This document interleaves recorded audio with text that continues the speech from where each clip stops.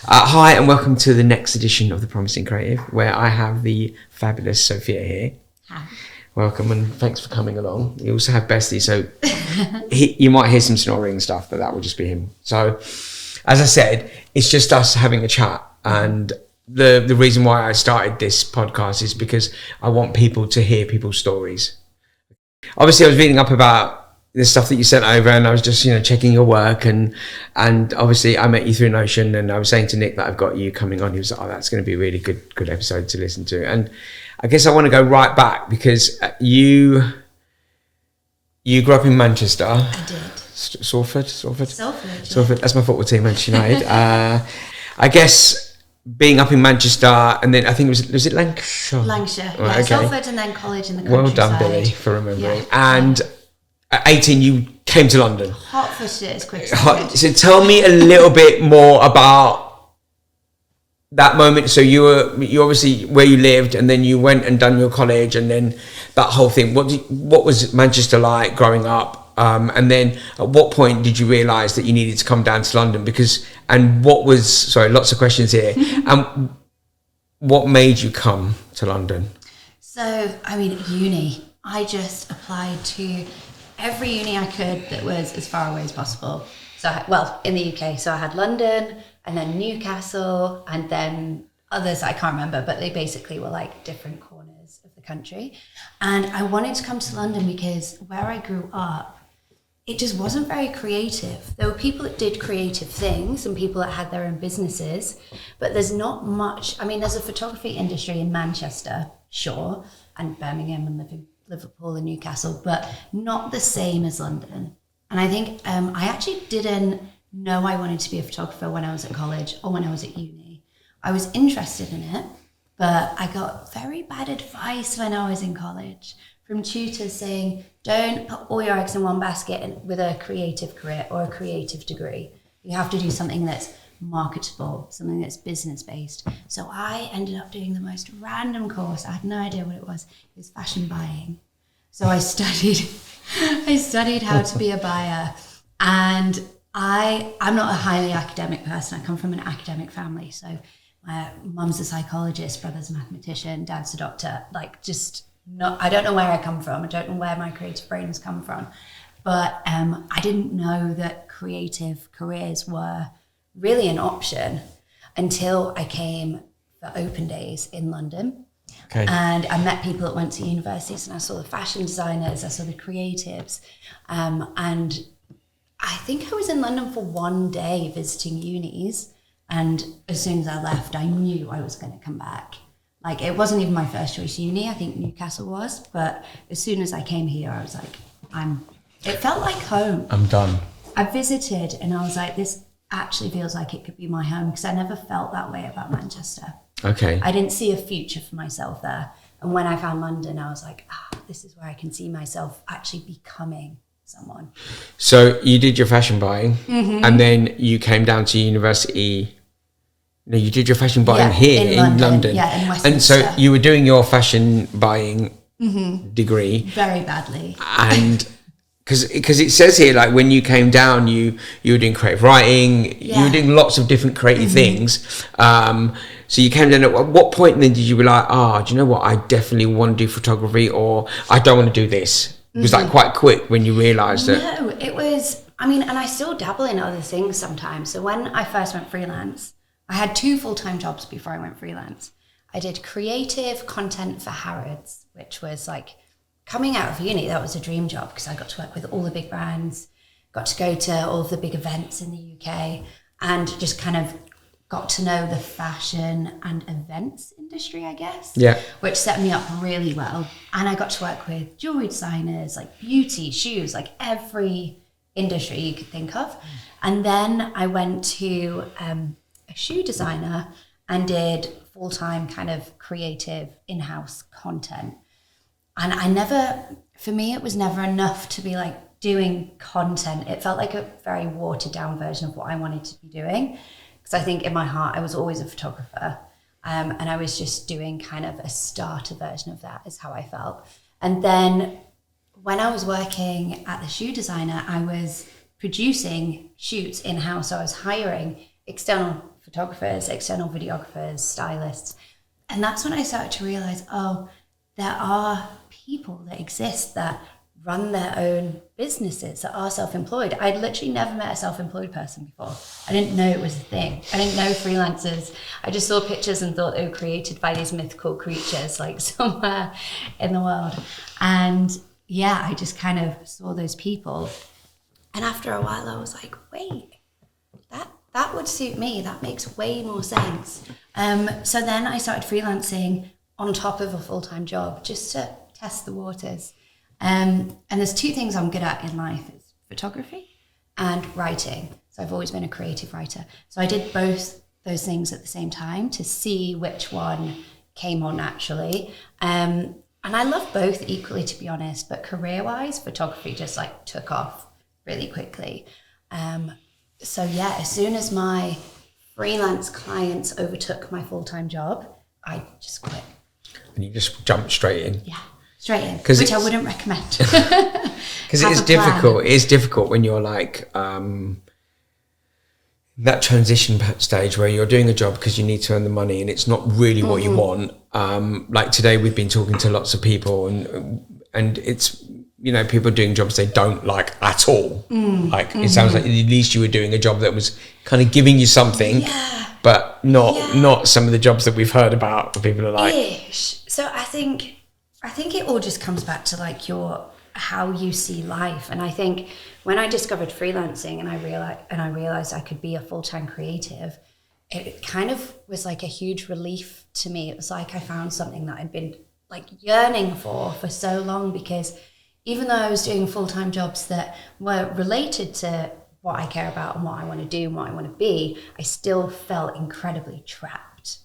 And I think a big part of it is not just the creative side of things, it's being my own boss, having autonomy, being responsible. Feeling free. Yeah, feeling free, and also like being responsible for everything that I'm doing, everything that I'm achieving is, you know, because of my work and my time and my expertise, and I'm not kind of working for other people and kind of contributing to their business. It didn't make sense to me to be contributed to someone else's business when I could be building my own.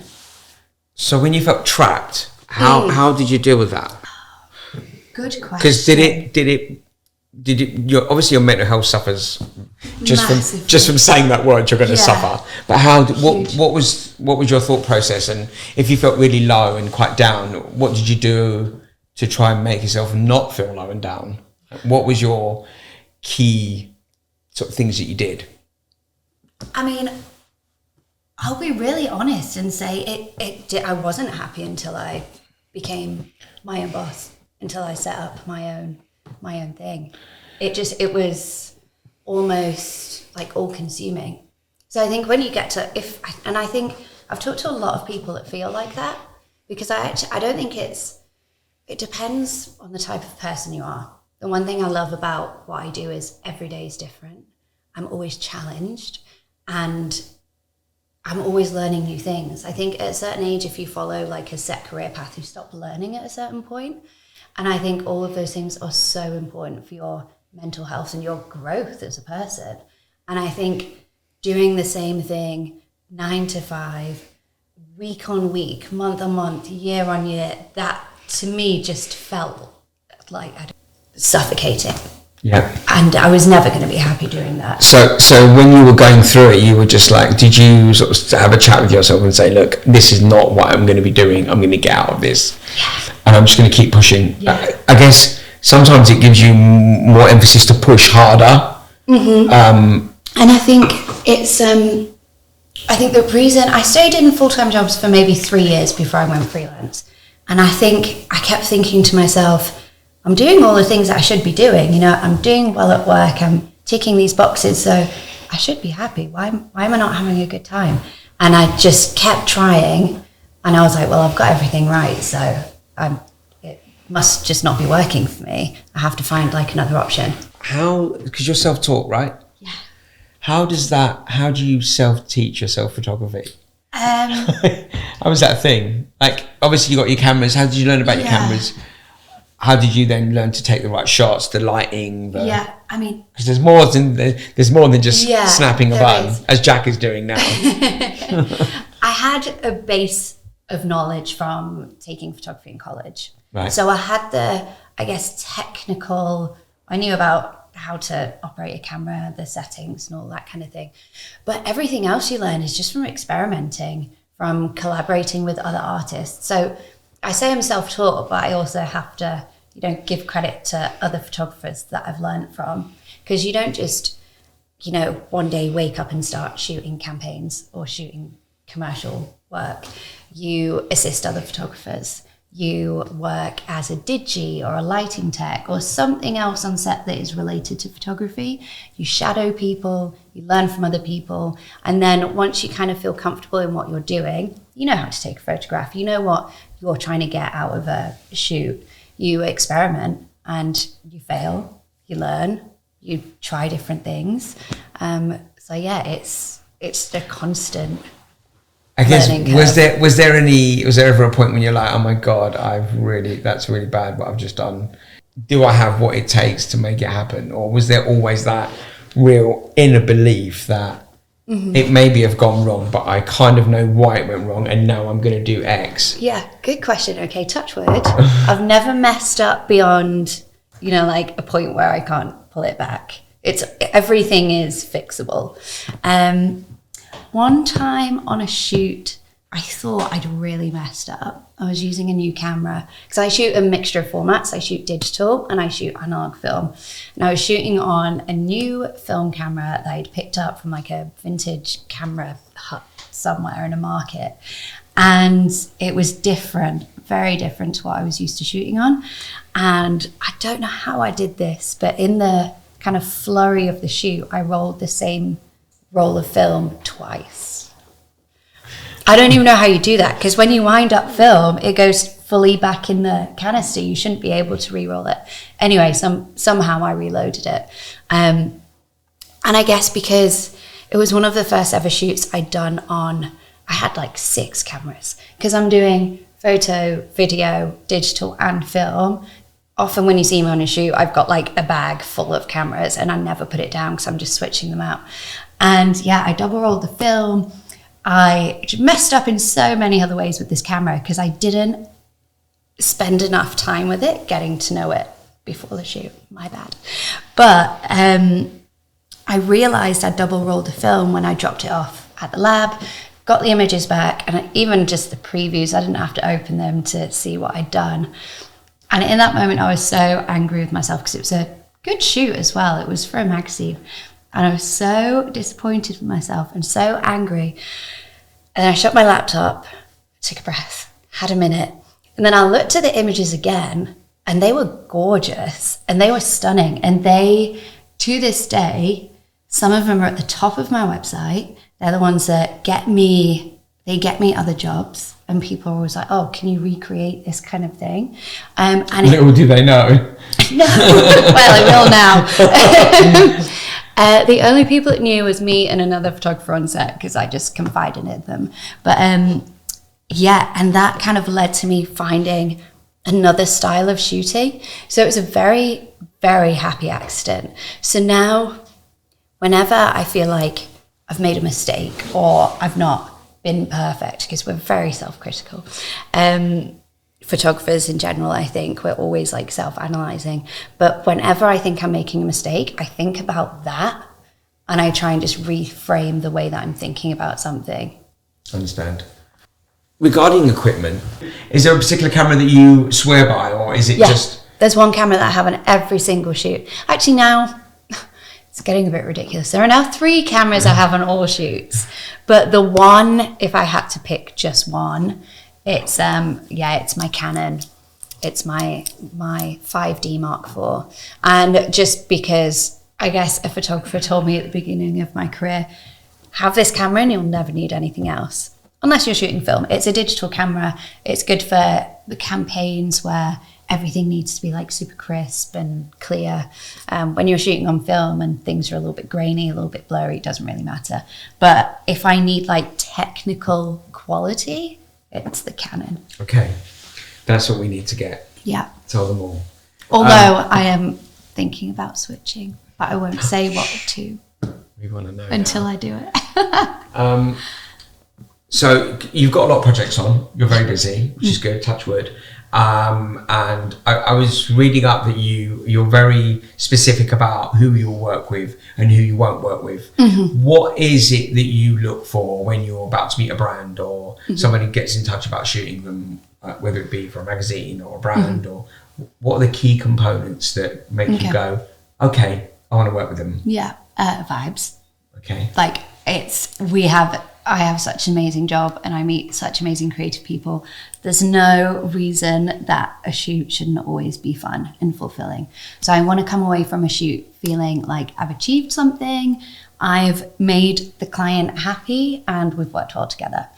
Other components, authenticity. So I've worked with the big brands, I've worked with the designer brands, I've worked with the big companies, and I've worked with the small independent artisans that have made everything by hand.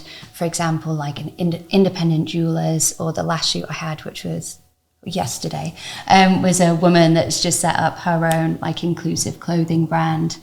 And I think it's easy to get distracted with the big names and the flashiness of everything. But for me, I get so much more fulfillment working with the smaller independent people that, you know, they've just created something and it's their brainchild and they want me to figure out how to tell that story for them. So yeah, I guess authenticity for me, I'd much rather work with someone that's designed something from scratch, really cares about it, rather than, you know, a big brand that's selling something for a 70% markup on the other side of the world. Would you work with that big brand if the price was right? If the price is right, yeah. Okay. It depends what the brand is. Yeah. If their brand messaging is really out of tune with my morals, for example, like, can I name names? Of course you can. All right, I'm never going to work for Shein. I'm never going to work for Boohoo. I'm never going to work for Misguided. I'm sorry, guys, but I'm just not. I need to know that people are paid fairly. I need to know that the products are good. Like, I don't want to be spending my time and my art and my expertise on just selling something that is just for consumption and no one actually needs it or cares about it. What else? Authenticity, vibes. They need to be trustworthy. I think you spend a lot of time in the beginning of your freelance career just not trying to get screwed over, basically. There are times where you'll be taken advantage of. And I think now I can spot these people a mile off. People will try and negotiate your fee down to a point where you don't feel like you're being compensated fairly for what you're doing. They might infringe, they might not adhere to all the copyright agreement that you have. They'll try and screw you over in XYZ ways. It's always going to happen. But I think learning to identify those people quite early on, if I get a whiff of dodginess from a client, I'm off. I will not work with them. Amazing. You're busy, you've got loads of work on. How do you look after your mental and physical health?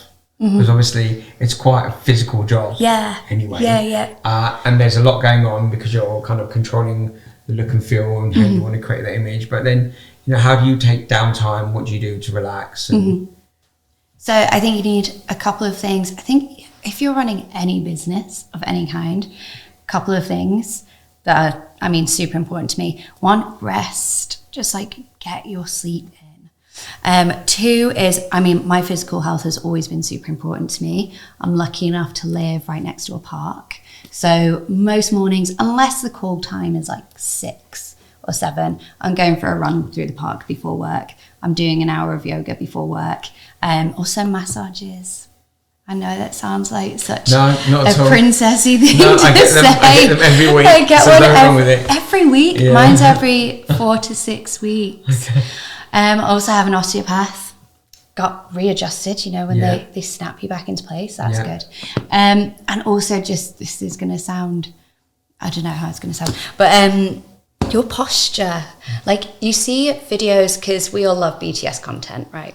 we'll see videos of ourselves like hunched over, like on a shoot, and you get into all of these weird positions and you leave and like your shoulders are killing or whatever.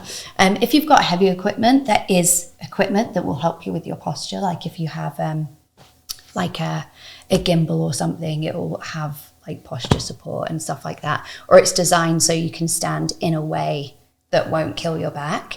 That's super important because, I mean, imagine you get a back injury and then you can't shoot for weeks. So yeah, physical health, sleep, mental health is just, I think freelancing, if you don't do it right, can be quite isolating. So find community. Like I have a couple of communities. Some will be like, I have a WhatsApp group chat with like 600 female creatives in London, and it's somewhere we can all go for advice, whether it's, you know, technical about equipment or whether it's about how to work with a client or anything. I mean, I think the beauty of the group is there are people in there that have been doing what we're doing for 15, 20 years. And then there are people who have just started, and we're kind of sharing our experiences and sharing our advice. And I think having that community is crucial because say you're working from home editing for a week at a time or 2 weeks, you can go so long without talking to another human unless you're reaching out to people. So yeah, I think community is a huge one. How did you get into that group? How did you get invited onto it? So, I mean, relationships are everything when you're creative and when you're freelance. So I'd be on shoots. I'm always, you know, trying to connect with people on the shoots, whether it's another photographer, videographer, creative director, art director, stylist, hair, makeup, everyone. Make friends with them. Did they invite you on? Yeah. Okay. So we've got this amazing group. Yeah. You've made the grade. Yeah. And do you invite people onto it? Yeah. Okay. And it's just all females. Yeah. And the good thing about it is that it's word of mouth. Well, it's female and non-binary, so you know, just not men. Just not us. It's fine. Yeah, it's word of mouth, and you know, you have to be sure about who you're inviting in because. You know, can't say any Tom, Dick and Harry. No. We're definitely God knows how I got in there. Yeah, true. Okay, cool. So is there any specific project areas that you're eager to work in? Ooh. Is there anything like, oh my God, I really want to get into that. Mm-hmm. I haven't done it yet, or I want to get into it. And is there a way that you think about doing that? Mm-hmm. Or is there a section that you've been into before where you're like, I want to get into there, and how do you go about getting into it? Yeah, 100%. I've thought about this a lot. So I've kind of dipped my toe into this area, and it's music. Amazing. And so what, in filming so I've done, the way I got into music, like artist portraits. Okay. So, you know, with you guys, I was doing like portraits backstage on film. Like, it's just so, I think music photography is quite niche, and there are a lot of music photographers. But I think coming from a fashion background and then having my take on music photography, I just love what I get from it.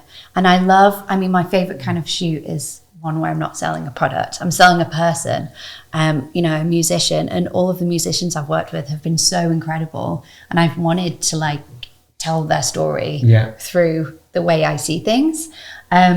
And I've done a couple of shoots for like music magazines. So yeah, doing more of that, and also actors, just portraits of people with nothing, you know, stripping it back, just, you know, capturing the person and not always trying to sell a brand or a product.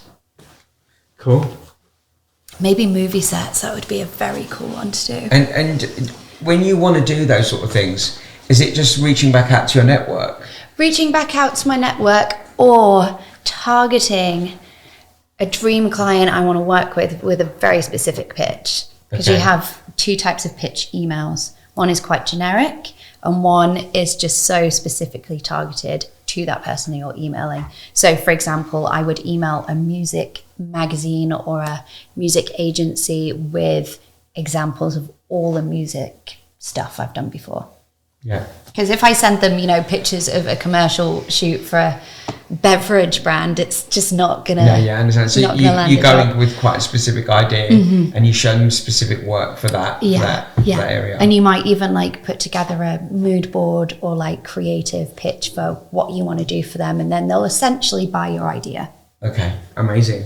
So obviously we've discussed the fact that you weren't sure which way you were going to go. You did your writing, then you become... And how long have you now been in this industry? Oh, okay. So a year before COVID. Right, okay. And then obviously COVID. And then I was full-time for a year after COVID. And as soon as everything settled down, it's back to freelance. Okay. So you just got a job. Yeah. Made sure you had food coming in. Yeah. And then you carried back on with your freelance. And would you ever go in-house if you were offered the right deal? If it was for... I think I'd be more likely to go in-house for like an independent publication. I don't think I'd go back to a brand. Okay. I mean, never say never. Yeah. But I just think now what I'm doing is so fulfilling because I'm doing such a varied body of work. Yeah. And a lot of what I do is all about the messaging. It's not just about the visuals. Like I love storytelling. So I think just working for one brand would not be for me. But say I was working for a company that had the same values that I do and wanted to put the same things out into the world that I do, I don't see why not for the right opportunity. But I also have my own business idea that I want to launch. So I think that's probably more likely to happen. And your business idea, is that something that works in the background while you're doing your normal work? It could. So I think you get to a certain point in your freelance career, it would be nice to have something that runs itself at some point so you can think about, like traveling or just, having downtime. Living. Living. Something that can run itself, but I'd still be heavily involved. I think it's difficult as well because when you also enjoy your work, it's hard to come away from it because it is enjoyment. And then do you get enough holidays, or do you would you say that you have enough? Or it's never enough, but to the point of you know what, I actually disagree. It is enough because I've got to the point where I've traveled for so long where I've been like, it's too much. I should go back. I actually, after COVID, I obviously just launched straight back into freelancing. I didn't have a week off for I think 2 years. It was because it was a very strange time in the industry because everyone was just worried that work was going to dry up and we were all going to be locked inside again. So I just went all in after COVID, and then after that realized, okay, there's nothing to be worried about. The world is still spinning. Girl needs a break. So I took January to March off last year and just went to South America. And sounds perfect. Yeah, because I had such burnout. That's the thing. You need holidays because you will burn out, even if you love what you do. Yeah. So I had complete burnout. I didn't even think about work for 3 months. But then by the end of the 3 months, I was dying to get back into it because I missed it because I love it. And I got back and was just straight back into work, just reached out to my network. And then I think I did like a week of pitching the April I got back. And then I just have been inundated with work since. So burnout, what does that look and feel like? Just for me, I think it looks different for everyone, but for me, it was just a lack of motivation because I'm a person that I'm such a morning person. I wake up every morning and I'm so excited to just be alive and go and do what I do. So when I stop having that feeling, it's like, okay, when I'm thinking about work and it's not, I mean, it's always enjoyable, but it's kind of like burnout. It's like you're having to push yourself to try. Yeah. And you should never feel like that about anything. And as well, when you're working loads and loads of hours, it is really difficult. Yeah, it's and that's why, like we were talking about before, your physical and mental health is so important because, say, for example, I am on set 10 days in a row, which has just happened. I need to know that I have everything I need in terms of my physical stamina, my mental health, my rest. I like to have control over those parts of my life. I like my career because every day is different. Even if you're on set 10 days in a row, I mean, unless you're shooting e-commerce, which is the same every day. But for the most part, everything is different every day. And I love that. But to allow for that kind of, I'm going to call it creative chaos, but in a positive way, to allow for that, I think you have to have control over the other parts of your life. It's I'm quite disciplined with health, mental health, physical health, rest, that kind of thing. So then I feel prepared for any surprises, challenges, or long stints of work that come my way. Because if you go into a run of 10 days on set and you're not rested, there's no way you're getting through it. And those days are quite long as well. It depends. Some days, depends on the client. I have days that are like 7 a.m. till midnight. And I have days that are like 1 till 3. Like it varies per job. Varies so much. Do you take an assistant and teach them, or is there any training that you do? Yeah, it depends. So I have a network of assistants, and they're all really good at one thing. So for example, I'll have one that's really good at lighting, or one that's really good at digi tech, which is where they like process the images on set for you. And then I have one that just is a little bit great at everything, but just has the best vibe. So if I know it's going to be a particularly long day, I'm going to take that person, because I know they're going to be able to keep like a positive face on all day, and they're just going to add so much to the day. And would you train anyone up to sort of full time? Yeah, to be an extension of yourself. Like, would you, not extension of you, but just someone like, right, I can now do 2 jobs. Yeah. Would you expand your business to that, or are you still a bit like, they're not really going to get the shot I want? Or it depends. I don't think I'd ever take on just one person. I think it's nice because I'll take on an assistant on most shoots, and they've also got their own things going on. So like they're not all available, every day that you need them. I think I'd be more likely to have a business partner that we can split things with, and we're at a similar stage in our career, and we can partner up. Because I think once you start training people up and then delegating work, you're then turning yourself into an agency, which is like a whole other game. I'd have a full-time assistant, but then they wouldn't necessarily be like the next me. Yeah. If you know what I mean. Exactly on you anyway. Exactly. How dare there be more? How dare there be more? So what have you got planned? What's your goals for this year, and how do you go about setting them? Is it something you do at the beginning of the year, or is it like, do you have check-ins and like, I want to do this and now I want to check this? And so gosh, how do I answer this? There's so much in my brain. So one step at a time.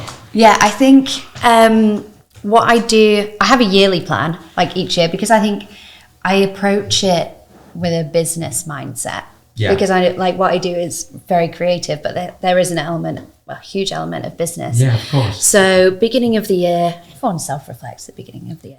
But yeah, I write down my goals for the year, and then quarterly and also monthly. Like I have monthly targets I want to hit.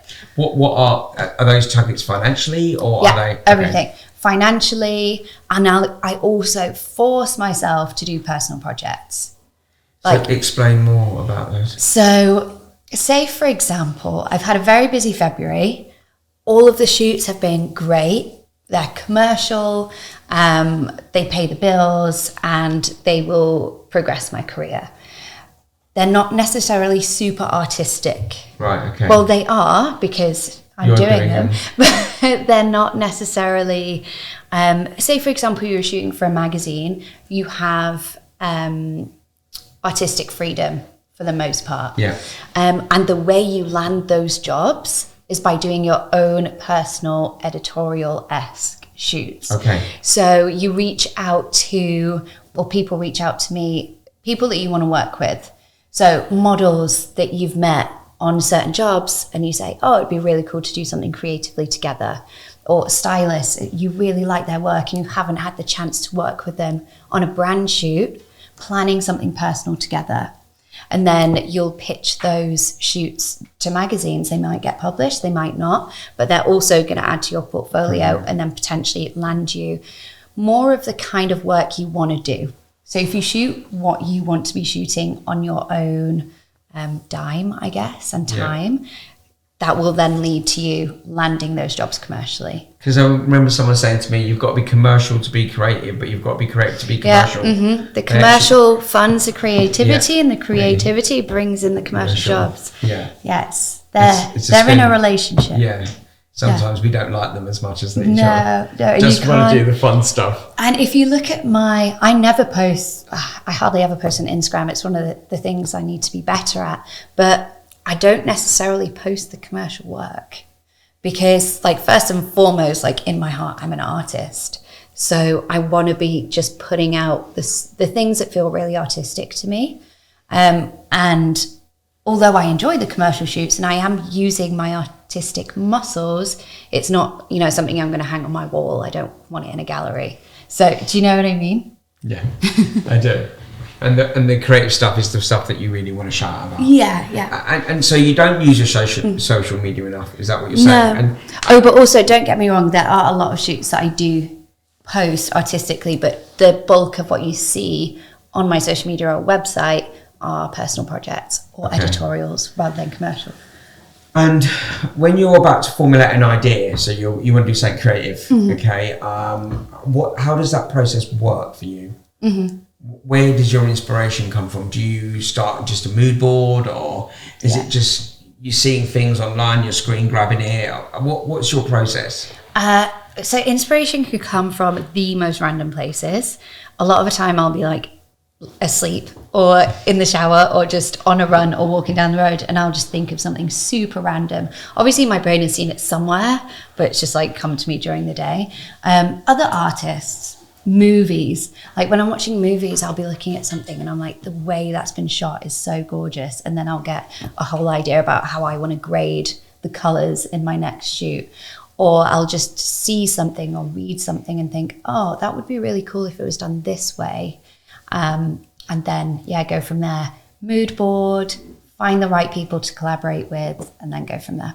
Okay, and then when you create it, you just put it out to people and see where you go. Yeah, and you know what's really good for like kind of sketching out your ideas is, wait, let me remember the name of it because I've only used it a couple of times. What's the new AI platform? Not GT, is it? No. There's another one. Wait, I've got it saved on my phone because my next door neighbour told me about it.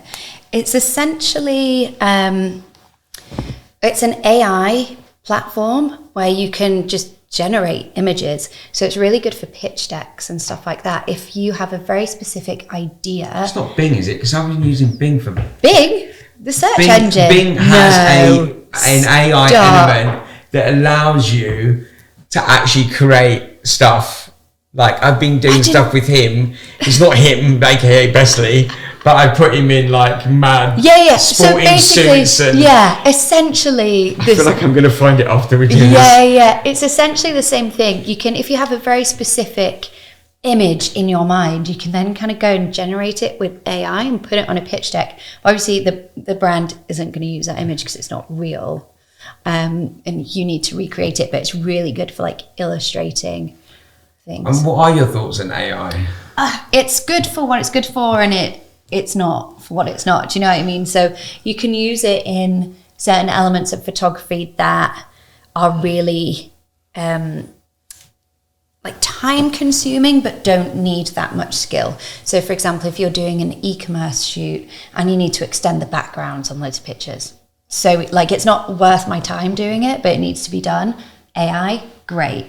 I've seen 2 brands now use AI for their marketing imagery, and I just think it's absolute nonsense. One was a skincare brand. You should not be able to market skincare products on sense. AI models. It's not skin. It was so weird. In another knitwear company, I just remember seeing it and thinking, like, no one in their right mind would buy something based off this. I think anyone that's good at what they do is not worried about AI. Because, I mean, you can tell it what to do, but you need the ideas to tell it what to do. Yeah. So in order to create it. Yeah, until it becomes an artistic genius, I don't think we've got anything to worry about. Yeah, not yet. No. Who knows when? I've seen some photographers like heavily manipulating their imagery with AI, and unless you're like a mixed media artist exploring, a different medium, personally, I don't get it, because then one of my philosophies is get it right in camera.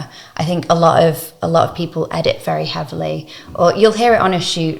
If you're shooting for a brand and something's not quite right, you'll hear this all the time. Oh, we can just edit it in post. I'd rather not edit it in post. I'd rather just get it right in camera. I find it, I mean, A, that's my job. B, it's more fulfilling. And C, you actually have more control with lighting if you're doing it there and then. As opposed to like trying to post. create something once it's been shot. Yeah. And it's not come out good. Exactly. And then you need to keep changing it to make it. And you can always tell. Yeah, I did that once, a picture I had to take for my dad for the What passport. did you do? They were like, this isn't right, that isn't right. I was, for the passport, and I remember just playing with it until I got right. Poor man, it looked terrible.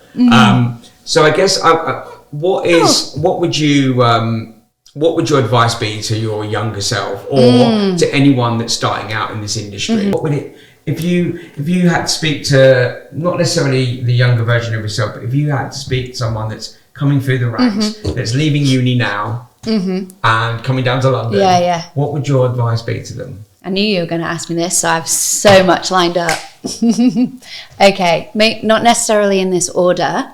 Okay, first of all, if you're thinking about going freelance, whether you're just coming out of uni or, you know, you're already in a full-time job and want to go freelance, I think I mentioned before, I just dived right into it. Don't do that. Have a plan. Like, you need to look at it as if it's a business, because it is. And once you get into it, you'll quickly learn that there are ebbs and flows, there are highs and lows, busy periods, quiet periods. You need to be prepared financially. So always have a safety net when you start out freelancing. I'm talking like a few months rent, bills, etc. in the bank, so you don't panic. It's not a paycheck to paycheck situation. Also mentally, like when you have quiet periods, what are you going to do? You can't just sit around waiting for work to come in. You'll go mental. So work on a personal project, pitch to like your dream brands, take a trip, go see family, just do something. Educate yourself on the laws and legal side of things, because you kind of are representing yourself as a business, and you're going and working for companies that have big legal teams. And in the unfortunate instance that will happen, people will try and take advantage, or they won't follow your contract, or they'll try and break a contract. You need to know what you're talking about in order to be compensated fairly, to deal with any kind of legal complications, or just deal with people trying to take advantage of you, because it will happen when you're first starting out. I swear big companies can smell it. They're like, that person doesn't know what they're talking about. We're going to undercut them. We're going to, just generally take the piss. So you need to be able to stand up for yourself, know what you're talking about, because they know what they're talking about, and they're banking on the fact that you don't. Yeah. So you're kind of opening yourself up to being taken advantage of if you don't know the legal terminology and that kind of thing. You need to be able to put together a good contract. Did you have experience in that? No, my first year of freelancing was basically just trying not to get screwed over. I learned everything the hard way. And I think that's why I really wanted to do this podcast, because I think it's so valuable. There's not much education. We go to college and we learn, maths, English, sciences, whatever. No one tells you how to set up your own business. Even if you study business, you're not taught about freelance life or sole traders or anything like that. So I think, it's difficult, because particularly if you're a very artistic person, that's not going to come super naturally to you, but it's so important. And there's no worse feeling than being taken advantage of. When you're putting your heart and soul into creating something, you don't think, oh, people are going to try and take advantage of this, or people are going to try and take me for a ride. So you need to be able to back yourself, know what you're worth as well, because it's a business. People are going to try and negotiate you down. So you need to be able to stand up for yourself. What else do I have? I have loads of advice. There's one in particular I was thinking of. What did I say before that? So you said about ebbs and flows, legal. Keep yourself busy. Go see family. Go see family. Community as well. I think we said this before, but find a community, because it can be a very isolating career if you don't have a community, because you could easily just sit at home and edit for 5 days and not talk to another human being. And also learn to be fluid. when you're working on something creative. So you go into every shoot with an idea of what you're going to create and what you're going to get out of it, which is great. I mean, you should have a mood board, you should have a shot list, you should have creative direction, whether it's come from your brain or an art director or a creative director. But I think sometimes on shoots, hello, darling, hi. I think sometimes on shoots, you can get so caught up in the idea that you had in your head and trying to fit what's in front of you into a certain mold that you miss kind of beautiful moments that are actually unfolding in front of you because you're so caught up on what you wanted to create. So if things aren't going exactly how you wanted them to, you immediately kind of default to, oh, this is terrible, and you don't actually see what's happening. So just learn to adapt and, you know, see the things that are unfolding in front of you and be taken in a different direction. So it's not going the way you thought it's going to go. It's okay for it to just let it go where it needs to go. Exactly. See the potential that's actually there instead of trying to, you know. And if someone is like you've done a contract with someone, right? Yeah. And the contract hasn't worked, and they've only got X amount of right to use your images, and they go beyond and above that. What is the procedure? What do you do? Like, apart from writing them a threatening email, but like what, let's say they don't care and they carry on doing. Yeah, it's purely a case by case basis. Do you go legal? So I've had this happen to me before where I've done work for a client, they've used it as they should, but then they've tried to use it in a way that they absolutely shouldn't have, to quite an extreme extent. And I knew what I was talking about because I wrote that contract. And they tried to quote the contract back to me. And the thing is about people like this is they will talk to you as if you don't know what you're talking about, even when you do. And I mean, the way I dealt with it is I knew what I was talking about, so I didn't necessarily need to bring a lawyer into it. I dealt with it myself over a few emails back and forth, using all the legal terminology, literally quoting the contract back to them. And when they said, this is the case, I was like, no, actually, this is the case. And, I'm happy to get my lawyer to give a second opinion. And at that point, they very quickly will back down. The thing is, if people are right, they'll see it through. But if they're wrong, they will back down. There's a saying, you can't be wrong and strong. Oh, I like that. The thing is, people will try and be wrong and strong to a certain point. But yeah, that's why I was saying before is advice I would give to my younger self is learn what your rights are and learn the legal terminology, because you don't have a legal team. Most of us don't have lawyers. I mean, you're lucky if you have a friend of a friend that might give you some legal advice, but beyond that, and they're very expensive as well. They're so expensive. Touch wood, I've never actually had to go to one because I've known what I was talking about. And if you protect yourself with the right kind of contracts, you go into a job knowing what the agreement is, and you know what you're talking about, there's not really much people can argue with you about. And when they do try, just stand up for yourself. Just be sure of yourself. And, hopefully there's someone in your life, like a parent or a tutor or lecturer or some kind of role model that can advise you a little bit, even if they're not in your industry. Amazing. And that's why these communities are great. Because if I've ever had something like this, I mean, I get messages from people in my community saying, oh, this happened with a client, or someone's, trying to screw me over in X, Y, Z ways.